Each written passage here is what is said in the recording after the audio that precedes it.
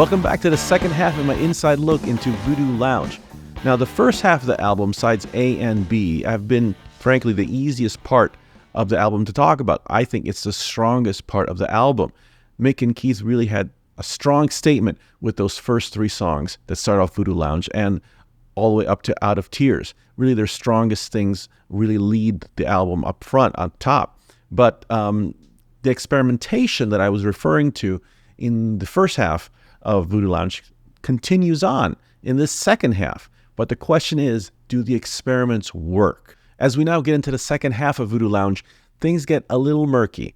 Keith spoke in an interview that they really intended Voodoo Lounge to come in at normal album length, but once they put songs out, there were many band members that said, no, wait a minute, you can't leave that song out. You got to put that song in. So there was disagreements in the band of what songs to take out. So they decided, what the hell? Let's just put everything in there. So however you feel about some of the weird songs on this album, just know that there is someone in the band who's willing to defend and fight for it. So just how experimental could Voodoo Lounge have been? Well, I urge you to go check out the documentary I just put up on the channel called A Beautiful Team, The Making of Voodoo Lounge. It details the very long and complex story of Voodoo Lounge and how it got to the finish line. Anyway, so let's talk about the rest of the album. First up, opening side C is I Go Wild. Just a big kaboom. This thing explodes, especially coming right Out of Tears. And it is a Mick song all the way, and it's Mick completely aping on a Keith Richards style riff that is so on the nose and not exactly the most clever riff. It's not very that inventive. It's all about a feel, and apparently it ticked Keith off. Keith writes in his book Life that there was a bit of a blowout happening during the sessions for I Go Wild because of this riff. Ronnie and I had come back into the studio, and Mick was playing some imitation riffs on a brand new Telecaster. It was one of his songs called I Go Wild, and he was strumming sitting down. I'm told I said, "There's only 2 guitar players in the band, and you're not one of them." I probably threw it out as a joke, but it didn't connect to the funny bone for Mick. He took it the wrong way, and then it got deeper. I just laid into him, and once again, according to eyewitness accounts, we hammered each other about everything from Anita to contracts to betrayals. Don Was told me he genuinely believed that if one more word was uttered, everybody was going to get on planes and the show would be over forever. What he underestimated was that we'd been conducting the slanging match for 30 years. In the end, after maybe an hour and a half, we hugged and carried on.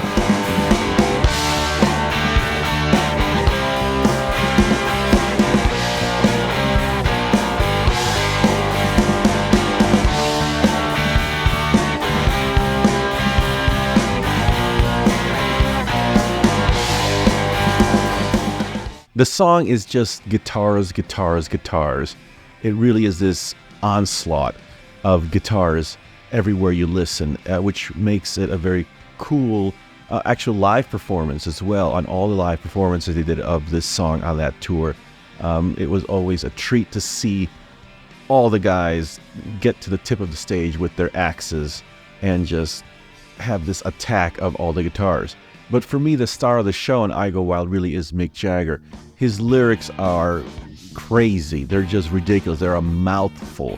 And so if there's anything to focus on in this song, I would say it's Mick Jagger. Well, that's you. I'm dead meat. I'm a raggedy dog dying in the streets. I'm a godforsaken shanty town where gangs of children are hunted down. I go wild when you're in my face. I go wild when I taste your taste. I go wild. I go insane. I get sick. Somebody stop this pain. Okay, and scratch that. Coming right second after Mick, it's the Charlie Watts Show all the way. You've got to listen to him. He sounds phenomenal.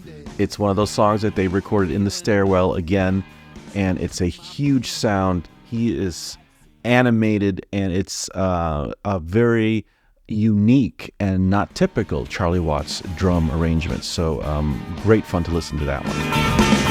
The doctor says you're be okay.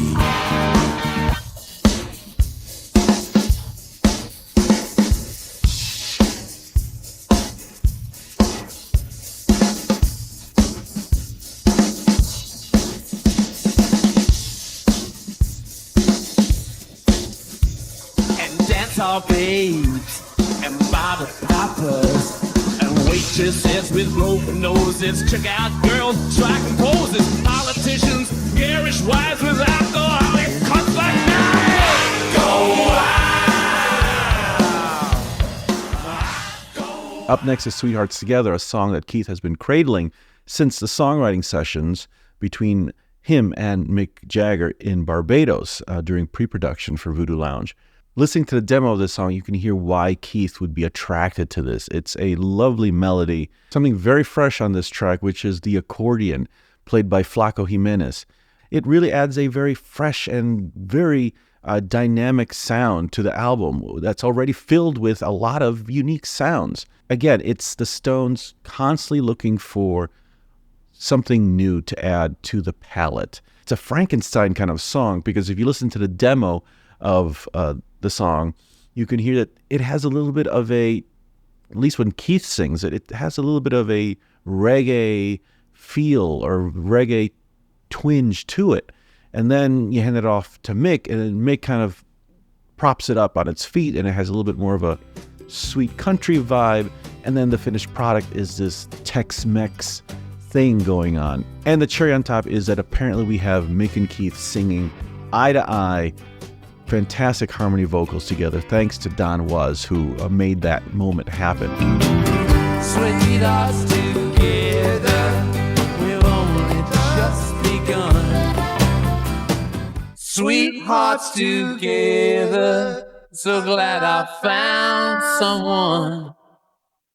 Sweethearts forever, two hearts together as one. As one.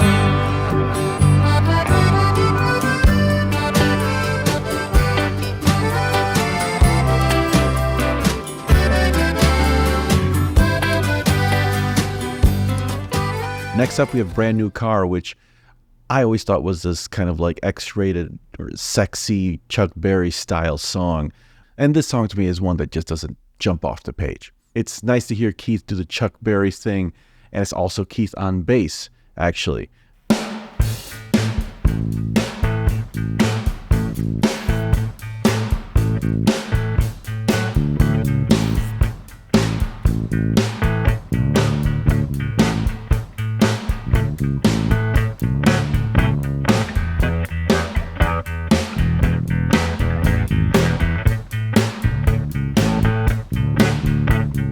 Next up is Suck on the Jugular, which I think for a lot of people is probably the one song they would delete off Voodoo Lounge, but I will die on this hill defending this song. First off, it's nothing like anything they've ever done before, mainly because of Charlie.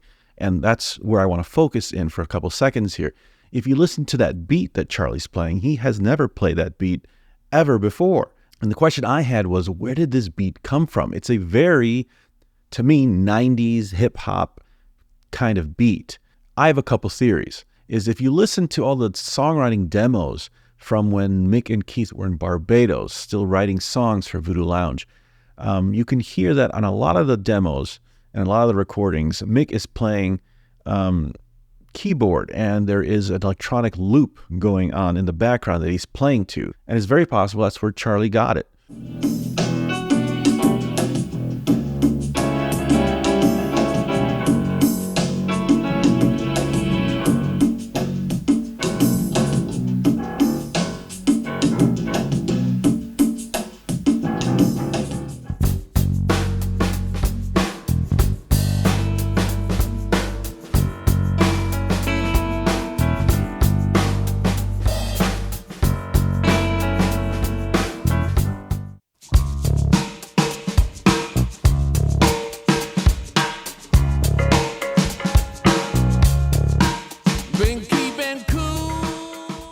Charlie actually kept that in his toolbox because that was something he used on stage for many years. I think of the breakdown that happens in the song Saint of Me when they used to do it on stage. Charlie goes into that kind of breakdown section, and he goes into this kind of hip-hop beat. It was a new trick that he learned. It was, I hate to use a cliche, you can't teach an old dog new tricks.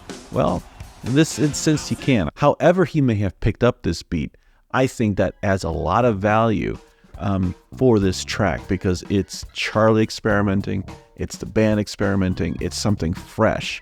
Does it work completely? Yes and no. It's hard to say, because I love the way the song feels. Mick Jagger's wah-wah guitar on this track is really fun to listen to. And I don't know, I sing along to it, I move to it. Daryl sounds great on it. It's the one time he really pops up on the album. And had the song been a little bit shorter, maybe it would have worked better. But I like to think of it as a song that would have worked very well in another universe on something like Black and Blue.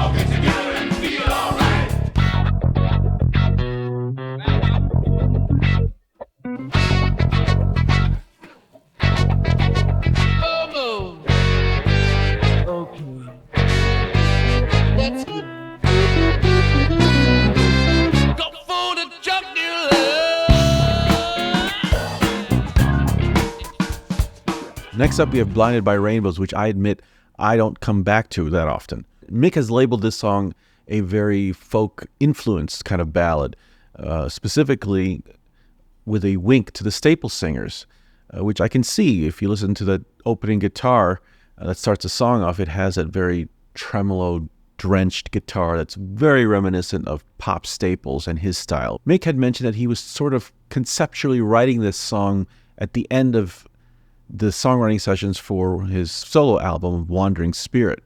Apparently, as the song was coming out, he realized this would be much better suited as a Stones song, so he kind of put it aside and saved it for this album. The song, again, is another outlier because it is the serious song of the album, because it doesn't deal with the more, airhead stuff like You Got Me Rocking.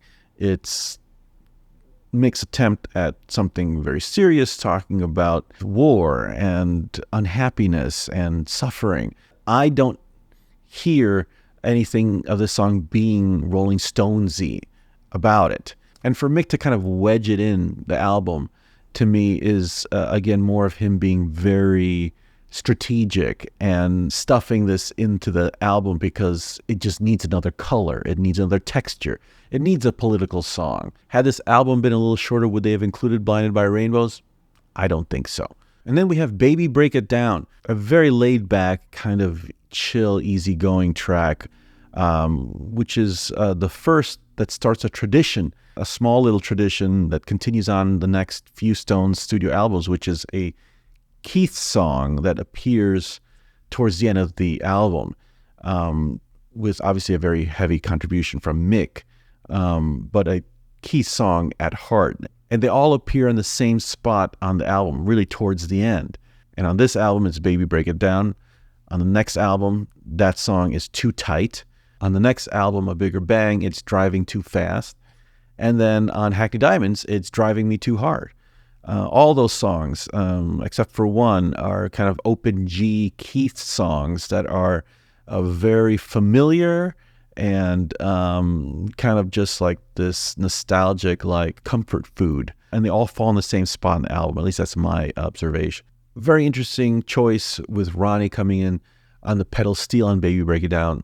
Something you would not expect with that track. But again, the Stones love just throwing you a curveball with sounds. They enjoy giving you something you don't expect. As for the track itself, I never really connected with this as much until I heard another version of this song, which I'll talk about in a second. I always felt that this song suffered from a little bit of an identity crisis. And I didn't realize that until I heard this alternate cut of this song, which contains the full outro of the song until it ends, as opposed to a fade out on the album. And on this unedited version, you can hear two things happening. First off, you hear some amazing background vocals, which are kind of buried on the final version, but you can so crisply hear Bernard Fowler in there and Keith in there and Mick creating that choir of background vocals, very soulful gospel twinged style of background vocals, which really elevates the song and gives it, frankly, more color and more definition. But the main thing is on this unedited track, as the track kind of jams out and the band, kind of gets loose with it, Charlie goes into this kind of soul Motown beat at the end. And that's when it came to me that with this being a Keith song, I think that this song really should have come off like a soul R&B Beast of Burden or Almost Hear You Sigh kind of vibe, but they took sort of a wrong turn and went the easy route with this kind of laid-back rock vibe. Had they spent a little bit more time on it, I think they would have found that there was another way to go about this that would have been a little bit more interesting. And so you get a glimpse of that in this unedited track, which makes you kind of go, oh man, if only they'd have gone that direction.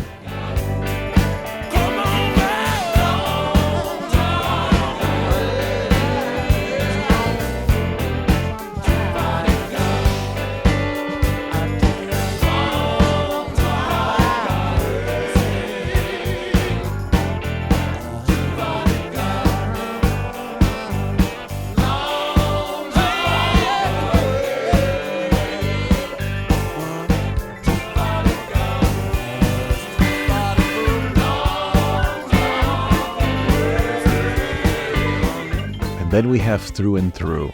I mean, this is a stone cold classic, period. No matter how you feel about Voodoo Lounge, we probably would not have gotten Thru and Thru, at least in this way, had it not been for this album.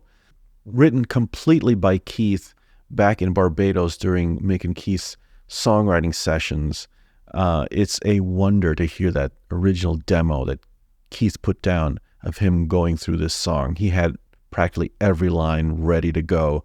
Not very common voicings for the chords, very cool inversions going on there. Pulls it off with a very masterful, emotional vocal, which is also a very unique melody as well, but very soulful.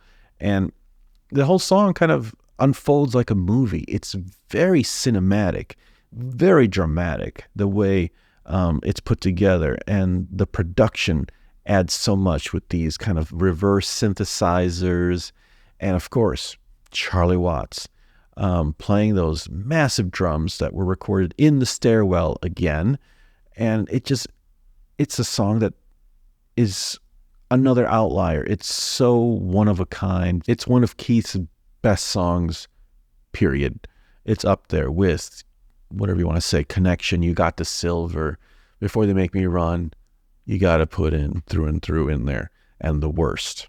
I never was able to confirm the story that while they were mixing this album, Slash had been invited to listen in, and while they were listening to Thru and Thru, Slash invited himself to add a guitar solo on it, and apparently Keith looked him dead in the eyes and says, "Stay off my fucking track." I never found out if that story was true or not, but it's a cool story. Ronnie's not really present on this track, but Keith's right-hand guitar man, Pierre Beauport, is on the track. I believe he's adding, Keith says an acoustic guitar, but I think that's him on that solo during the outro. The thing that's super great about Thru and Thru is that even though Voodoo Lounge as an album may have been sort of lost in the shuffle with all the other later day Stones albums that people love to ignore, the show The Sopranos saved Thru and Thru from being faded into obscurity when they featured the song during their season 2 finale of the show. I think it's pretty cool that the one song that made it out of Voodoo Lounge, that kind of stuck and made its way into popular culture, was Thru and Thru. Yeah, it's just an open book, but baby, any minute, any hour,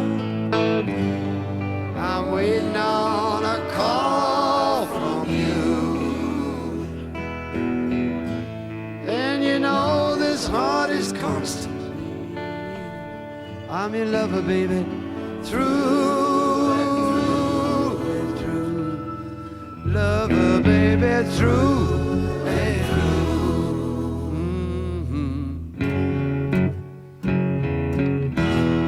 Ooh.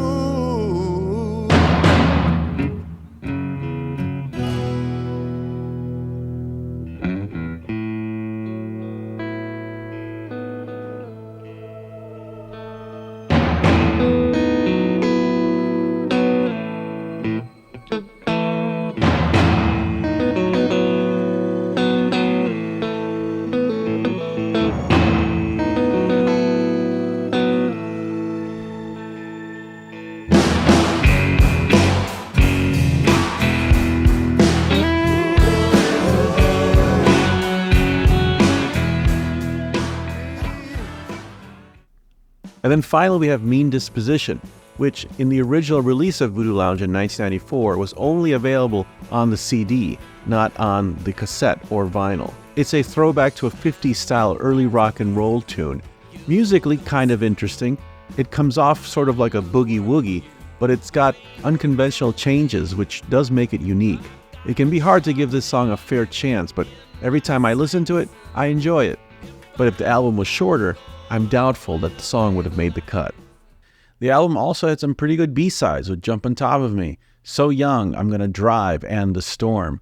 I think when you listen to those four songs, you hear something very, very familiar in them. There's something that's inherently Stones in all of those tracks. My friend Timo Serbic suggested that the song Jump on Top of Me could have been a take one kind of performance. Because it's so loose, and I think he's onto something. You listen to that performance, and it sounds quintessentially Stonesy from the moment it hits, with Keith on the guitar and Charlie slipping in, and then they just ooze into this song. A lot of people have said, for the few tracks that, quote, don't work on Voodoo Lounge, they could have easily have put in some songs from the B-sides and would have improved the album. Maybe, maybe not. You still have a length problem with the album, it being 62 minutes. So we'll never know.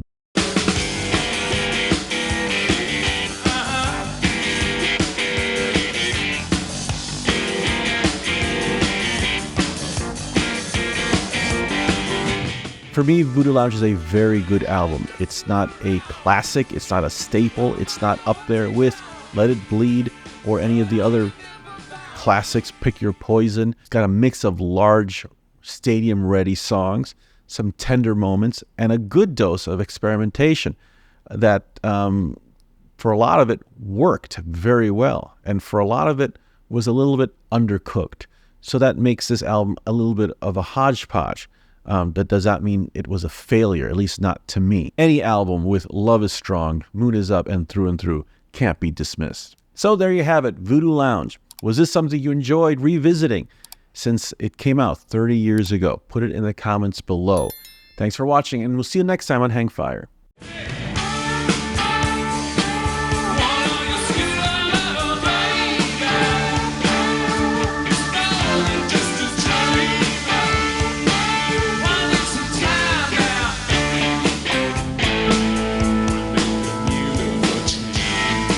What makes a band break up and so on.